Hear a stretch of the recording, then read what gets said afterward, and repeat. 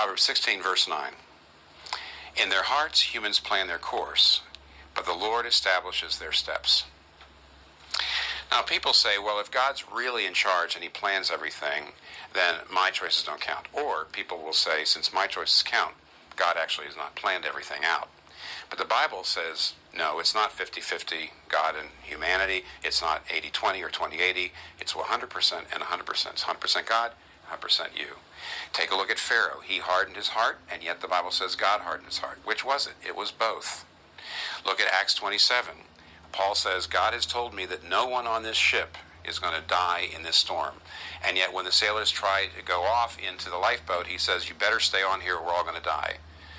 Do our choices matter? Yes. Is God totally in charge? Yes. And you know what's great about that? For me, it means on the one hand, if I thought everything was determined so that my choices didn't matter, I'd have no incentive to plan, to work, to make any effort. But on the other hand, if I thought that my choices could ruin God's plan for me, and Romans 8:28 says, all things work together for good for those who love God. If I thought I could ruin his plan for me, I would be afraid to get out of bed in the morning. But this wonderful paradox by which Jesus Christ himself died, because he died by the foreordination of God, and yet he died because people crucified him and they were responsible for it. Jesus died and saved us through this paradox. Now I can live through this paradox, which is what I do counts, and yet God is working all things for my good and his glory.